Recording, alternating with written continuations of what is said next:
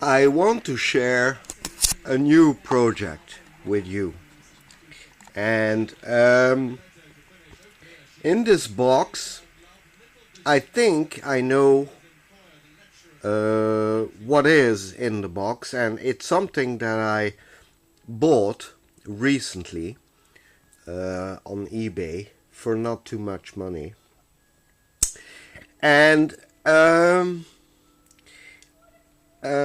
it seemed like something logical to buy. Now, I did some reading on it on the internet, and it seems when I read the comments about what I bought, which is in this box, in this little box, that I have bought what some would call a monster. Okay, granted, a small monster, but a monster nonetheless. And the reason why some people on the net call what is in this box a monster is because apparently it's a real tough nut to crack. Yeah, it's apparently extremely hard to restore and to get to function normally and well. So without further ado, let me show you what is in this box. And okay, let me take out my knife, my trusted Swiss Army knife, and well, let me show you what's inside.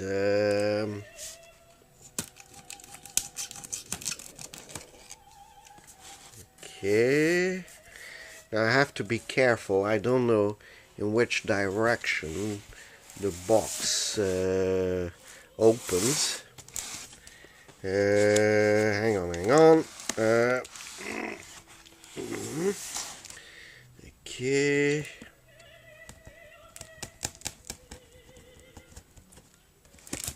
Okay. Aha. Okay. I think I found the right direction. Now, I must confess that I bought this on an impulse. Because I wasn't actually planning on doing a restoration of something like this again, but the temptation was just too great. I just couldn't resist buying it. So, well, here it is. Oh dear. And the buyer, the seller, used some simple pieces of crunched packing or publicitary paper to pack it, which isn't too good. But okay, here we go.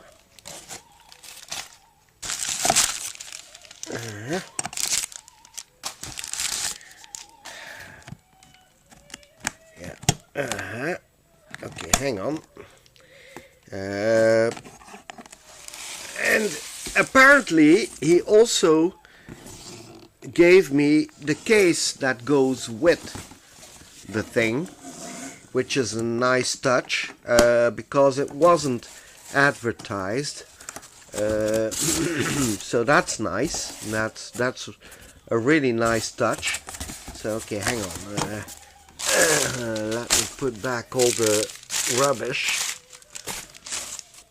And let me close up the box so that you can enjoy the thing together with me. Okay. Right.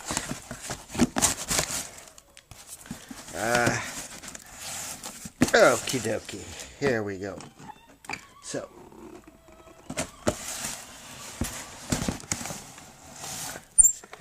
And I think some of you by now must have guessed what is inside of this little case. In fact, I'm pretty certain you know by now what it is.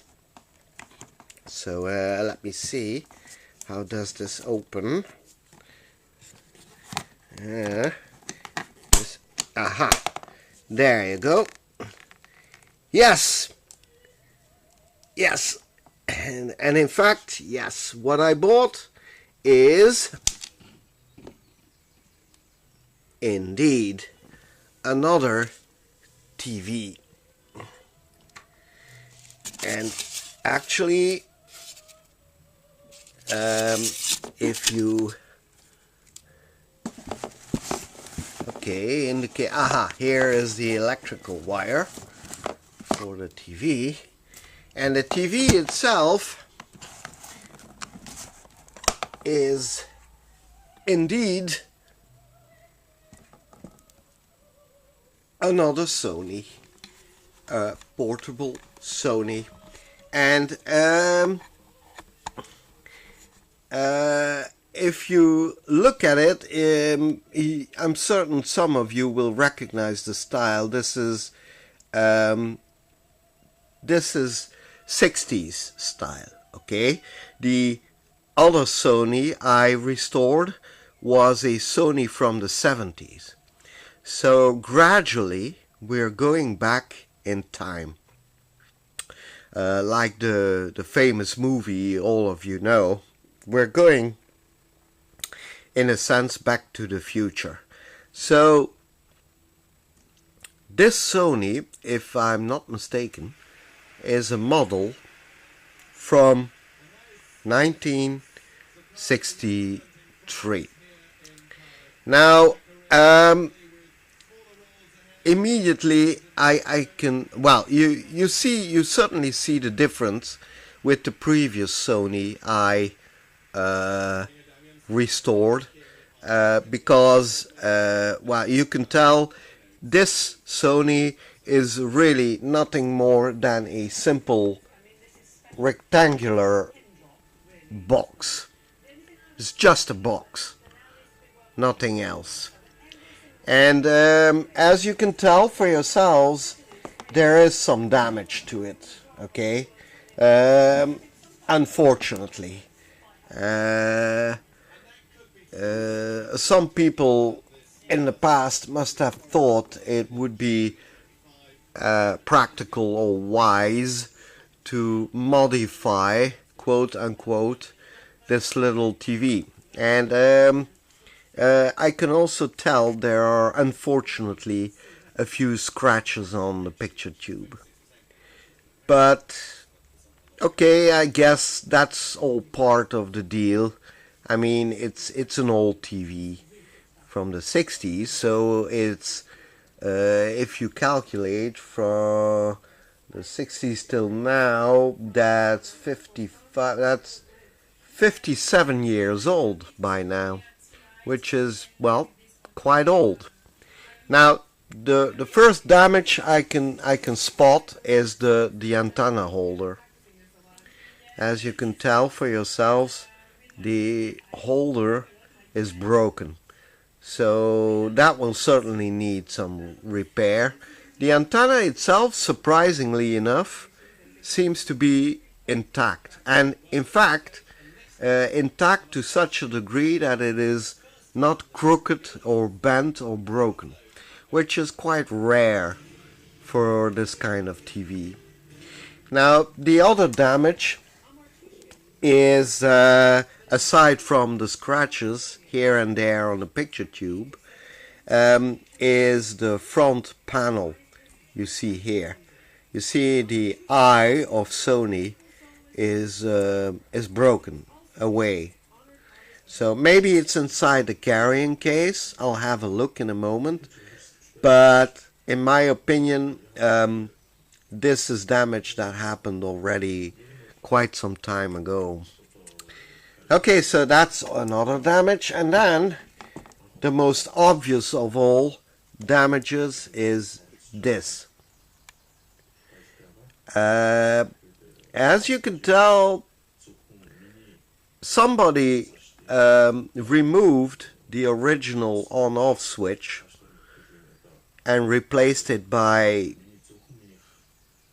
an ugly appliance switch and cut out a piece from the cabinet to accommodate the switch, which, well, is a pity, but nothing that can't be repaired with a little bit of effort. And they also apparently felt the need to build in an antenna connector.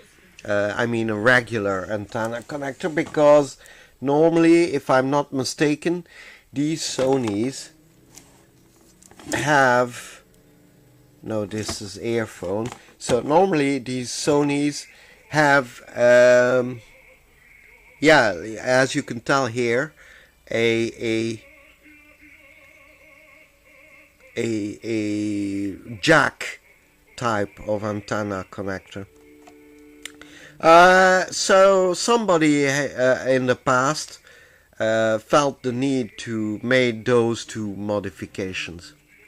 So I'm sort of anxious to open up this TV and to see what more damage was done inside of it.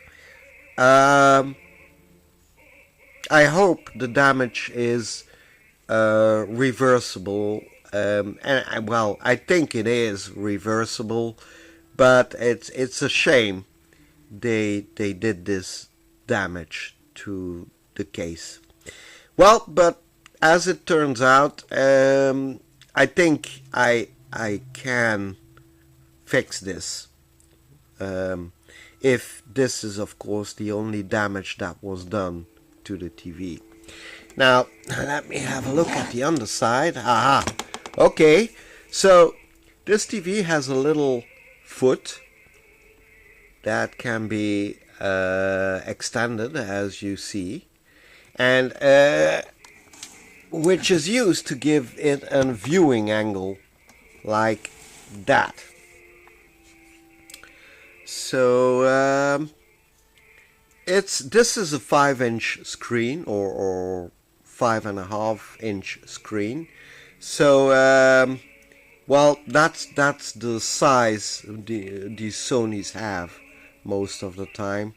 So 5.5-inch, and it only has one type of channel selector. Yeah, the classical VHF channel selector. And if I look carefully, I can see it has channels 2 to 11. So some have 2 to 13 channels. I think there are a few rare instances where TVs have 14 channels, but I guess 2 to 11 is sort of the classical number of channels, VHF channels. Now, this model, this specific model, which you see here, let me clap in the foot, I bought in Europe, and if I'm not mistaken, this Sony is built for European use, and indeed it is. You see there on the left of the sticker on the back here, you see AC 50 cycles, or what we would call nowadays 50 hertz. And below it, in much smaller letter type, is written 220 volts 13 watt or 12 volt 10 watt. So just as the other Sony, the Sony TV 520, this TV can be powered either through AC, and it has a built-in power supply for that, or directly from an external power supply or battery. So, which is a good thing. I'm looking to see whether there is any sort of build date mentioned on the sticker, but I see none. Another interesting thing is that it says it has a fuse of 200 milliamps. Okay, interesting. Excuse me. Interestingly enough, this is not a 5-303W, but a 5-303E. And I think E stands for European, whereas W, well, I don't know what W stands for, but I'm sure I'll find out. Maybe W stands for world or something like that. Anyway, this is a 5-303E and not a 5-303W, as I said a few minutes ago. So, well, yes, there you go. Another Sony in much rougher shape than the other one. But I think it will be just as interesting a project to do as the TV 520. So this 303 should prove really interesting to have a look at. And like I told you, some people call it a monster. So let's have a look inside and see why. Okay, to open up the Sony's cabinet, I had to remove 4 screws from the back and 3 smaller screws from the top, the side and the bottom front part of the black part of the cabinet. So here, one up here and another one on top. So normally I should be able to slide this part of the cabinet, the black part, away from the rest of the chassis. So let's just do that. Okay, hang on. I'm going to put down my camera for a while. So here we go.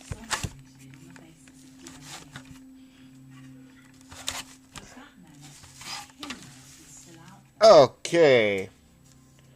Well, that was relatively painless, I must say. The whole chassis slid out almost without trouble. And as you can see and tell for yourselves, the TV is quite compact. The speaker is tiny, but that is something to be expected. It's about, say, 7 centimeters on 7 centimeters. So roughly 2.5 inches on 2.5 inches. Okay, so that's good. Now let's move to the upper part. Well, there is a protective cover here. Let's see what's underneath. Okay, a rather primitive printed circuit board. Doesn't really look very solid.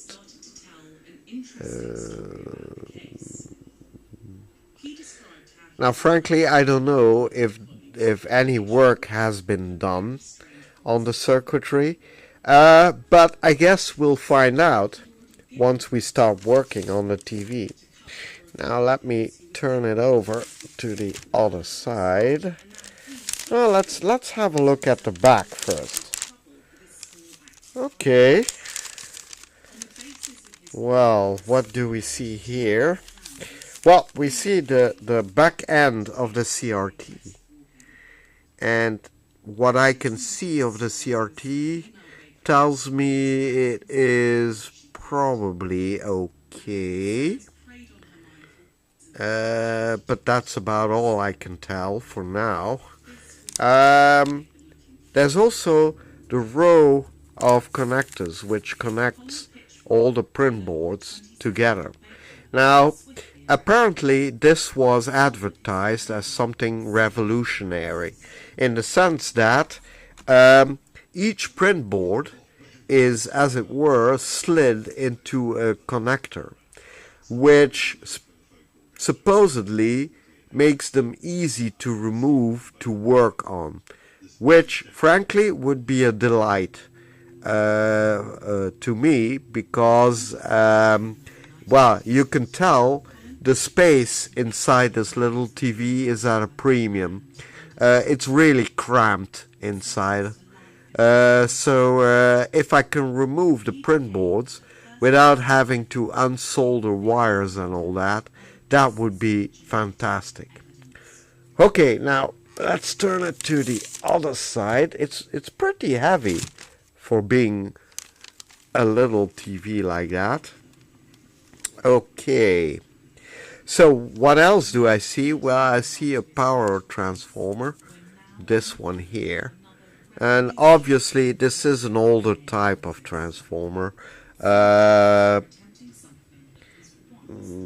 It's probably okay, but we'll need to measure it, of course. And then, oh, by the way, you see that the power is being rectified with these typical selenium rectifiers, these little things.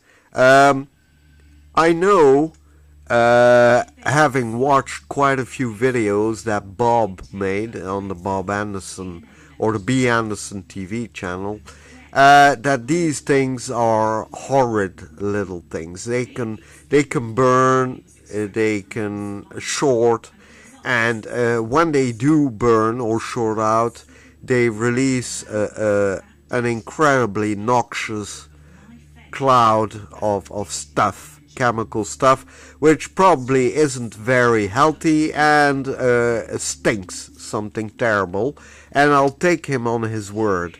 So this will probably something that I will remove in the end. And before I move on to the side, well, there is a smart little thing here, which is a micro switch. And I think this micro switch is used to connect, or to it's a safety switch, let's say it like that. So this micro switch here is really nothing else but a safety switch. So in case the case would be removed by a non-technician or something like that, or someone like that, and they would connect it up to the AC, the TV would not run because the safety switch would be open. That's a nice little feature, and I'm very glad to see they also thought about building in a fuse. Very good. Okay, now we come to the point that I was dreading a little bit. Hang on, because this little TV is really heavy.